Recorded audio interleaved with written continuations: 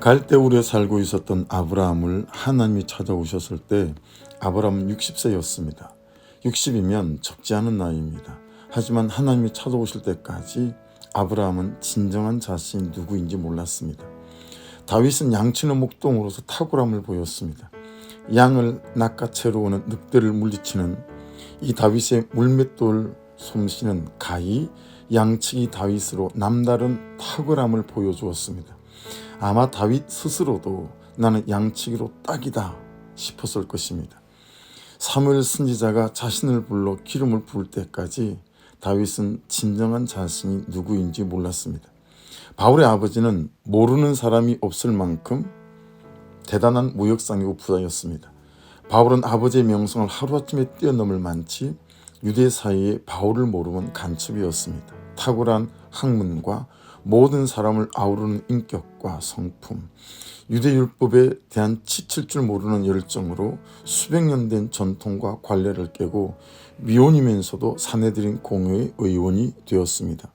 이런 바울을 다메섹 도상에서 예수님이 찾아오실 때까지 사흘간 눈이 멀었다가 아나니아의 안수기도 후에 눈의 비늘이 벗겨지기까지 바울은 진정한 자신이 누구인지 몰랐습니다. 여러분은 진정한 자신이 누구인지 아십니까? 정말 아십니까? 아브라함은 하나님의 그를 찾아오시고 난 뒤에야 진정한 자신을 알았습니다. 다윗도 사무엘이 기름을 붓고 난 뒤에야 진정한 자신을 만나게 됩니다. 바울 또한 다메섹 광야에서 예수님이 자신을 찾아오신 뒤에야 진정한 자신을 만나게 됩니다.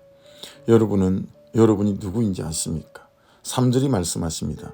너는 하늘에 속한 모든 신령한 복을 받은 사람이다. 여기서 복, 율루기아는 축복도 되고 선물도 됩니다. 그런데 그 앞에 신령한 퓨뉴마티쿠스가 영적인 이것이 붙어 있습니다. 붙여보면 영적인 축복, 영적인 선물이란 뜻이 됩니다. 그런데 이 말씀이 좀 재밌습니다. 누구를 찬송하라고 주신 복입니다. 그런데 누구입니까? 하나님입니다. 내가 누구냐면 마음으로든 입술의 노래로든 삶으로든 세상에 하나님을 축복하고 하나님께 선물할 수 있는 사람이라는 것입니다. 여러분, 절대로 나의 주제가 우습지 않지요? 나의 자격, 나의 신분, 나의 주제가 절대로 우습지 않습니다. 나는 하나님을 찬양으로 높이고 자랑하고 축복할 수 있는 사람입니다. 예수 그리스도 안에서 말입니다. 여러분, 내가 누구입니까? 4절이 말씀합니다. 나는 창세전에 그리스도 안에서 택함을 받은 사람입니다. 왜요? 이유가 무엇입니까?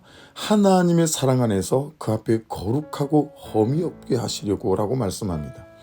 여러분, 이건 매우 놀라운 반전입니다. 시간이 있기 전에 하나님이 나를 택하셨는데 왜 택했습니까? 그 이유는 흠이 없는 거룩한 나로 세우시기 위함이라는 것입니다. 죄에게 쏘갔고 사단에게 쏘갔고 나 자신에게 쏘가 살았습니다.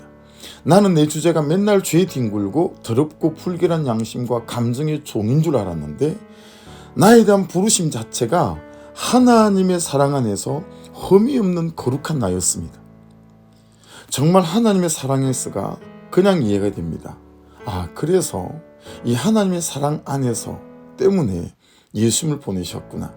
그래서 예수님이 나의 죄를 십자가에서 되숙여 죽음으로 씻어주신 거였구나. 여러분, 내가 누구입니까? 5절이 말씀합니다. 그 기쁘신 뜻대로 우리를 예정하사 예수 그리스도로 말미암아 자기 아들들이 되게 하셨다. 여기 예정 프로 오리조는 작정하셨다, 결정하셨다는 뜻입니다. 언제요? 시간이 있기 전에 창세전에 나를 하나님의 자녀로 결정하셨다는 것입니다. 저는 공부를 못해요. 그렇다고 합시다. 저는 게을러요. 그렇다고 합시다. 저는 거짓말을 잘해요. 그렇다고 합시다. 저는 성품이 지랄 맞아요. 그렇다고 합시다. 저는 음란해요. 그렇다고 합시다. 여러분, 그렇다고 내 자식이 아닙니까? 이렇든 저렇든 4명의 자녀는 제 새끼고 제 자녀입니다. 저는 혹여라도 자녀의 부족한 모습을 볼 때마다 이 부족한 아버지인 저도 제 삶을 돌아봅니다. 저의 성품을 돌아봅니다. 해서 더 말씀대로 살지 않았던 저의 죄된 삶을 회개하고 자복합니다. 그런데 하나님은 하나님의 아들을 내어놓으셨습니다. 여러분, 저는 하나님의 자녀입니다. 여러분은 하나님의 자녀입니다. 여러분, 나는 누구입니까? 6절이 말씀합니다. 이는 그가 사랑하시는 자 안에서 우리에게 거저 주시는 바 그의 은혜의 영광을 찬송하게 하려는 것이라. 여기서 찬송 에파이노스는 선택받은 자로서 하나님을 향한 삶을 사는 자의 삶의 능력을 말합니다. 세상에 몰랐습니다. 까맣게 몰랐습니다. 내가 누구냐면 하나님을 향하여 삶이 사라지는, 하나님을 향하여 삶을 살 수 있는, 하나님의 충분한 삶의 능력이 있는 사람이라는 것입니다. 해서 내 삶이 하나님의 영광을 찬양하는 노래가 되는 것입니다. 그래서 결국은 12절의 말씀처럼 우리로 그의 영광의 찬송이 되게 하려 하심이라고 말씀하고 있습니다. 무엇이 이런 우리를 하긴 하게 합니까? 무엇이 이런 우리를 흔들리지 않게 합니까? 13절 말씀입니다. 진리의 말씀입니다. 구원의 복음을 듣는 것입니다. 믿음입니다. 약속의 성령으로 인치심을 받는 것입니다. 오늘의 적용 질문입니다. 지금 내 삶이 추구하는 것을 보십시오. 내가 누구인지 모르면 내가 무엇을 해야 되는 사람인지도 모릅니다. 하지만 내가 누구인지를 알면 내가 무엇을 해야 되는 사람인지도 압니다. 나는 부르심 자체가 하나님의 사랑 안에서 흠이 없는 거룩한 나였습니다. 이런 나를 속이고 있는 것은 무엇입니까? 하나님을 향하여 삶이 사라지는, 하나님을 향하여 삶을 살 수 있는 하나님의 충분한 삶의 능력이 있는 사람으로 서기 위해서 내가 해야 할 것은 무엇입니까?